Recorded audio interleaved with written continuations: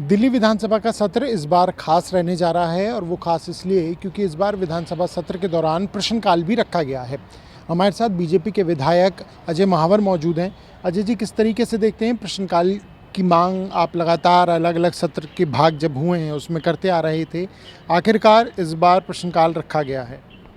प्रश्नकाल रखा ही जाना चाहिए। हम लगातार इस बात को कहते रहे हैं और लगातार दबाव बनाने के बाद जब एक बार पीछे भी कभी एक बार रखा गया था प्रश्नकाल, तब बजट सत्र के दौरान रखा जी तब उस वक्त जब प्रश्नों की बौछार होती है तब ये भाग जाते हैं। इन्हीं के विधायक वेल में आएंगे, एक घंटा के इस प्रश्नकाल को किसी तरह से बाधित करेंगे और स्पीकर साहब उसमें धृतराष्ट्र की भूमिका में आ जाएंगे और वो एक घंटे के इस प्रश्नकाल को किसी तरह से लिपापोती करके निकाल दिया जाएगा ताकि प्रश्नों का जवाब मंत्रियों को ना देना पड़ जाए। और लिखित जवाब भी पिछली बार हमें नहीं दिया गया था। आप इसकी आशंका जता रहे हैं पहले से ही कि इस तरह का जो घटनाक्रम है वो रह सकता है? बिल्कुल, मैं आशंका जता रहा हूँ और पिछली घटना यही घटी है। अच्छा हो, जनहित के मुद्दों पर प्रश्नकाल तो होना ही चाहिए।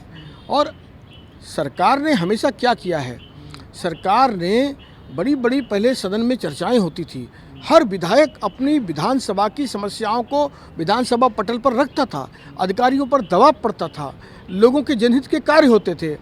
अब यह मंच विधानसभा का दिल्ली में तो कम से कम एक ही मंच बन गया है कि केजरीवाल जी को उल्टा सीधा मोदी जी के खिलाफ जो भी बोलना हो, केंद्र सरकार के खिलाफ, भाजपा के खिलाफ, वो उसको एक मंच के रूप में प्रयोग करते हैं ताकि उन पर कोई केस दर्ज ना हो। वह बात वो बाहर नहीं बोलते, मंच का उपयोग करते हैं और बोलते हैं। इसके अलावा विधानसभा का कोई औचित्य रह ही नहीं गया है। वो जनहित के मुद्दों पर चर्चा से भागते हैं और मुझे लगता है, मेरी आशंका है कि इस बार भी कुछ ना कुछ वो अपना जो उनका जेल से सरकार चलाने का चला रहे हैं सिस्टम, उसके कारण वो कुछ ना कुछ करना चाहते हैं ऐसा, जो कि विक्टिम कार्ड खेलना चाहते हैं। प्रश्नकाल के दौरान आप लोगों की तरफ से कौन से ऐसे प्रमुख मुद्दे हो सकते हैं या बिंदु हो सकते हैं जिन्हें आप इस बार सदन में उठाएंगे?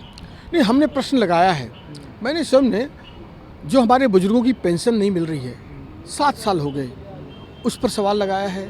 नए राशन कार्ड नहीं बन रहे, उस पर सवाल लगाया है। जल बोर्ड और सीवरेज की हालत ध्वस्त हो गई दिल्ली में। पेरिफेरल जो उनकी सीवर सिस्टम है उसका भी सफाई नहीं हो पा रही है, उस पर सवाल लगाया है। प्रदूषण जो दिल्ली को बिल्कुल डस रहा है, हर आदमी की ज़िंदगी रोज़ फेफड़ों में 40-50 सिगरेट कम से कम अंदर जा रहे हैं डेली, उस पर सवाल लगाया है।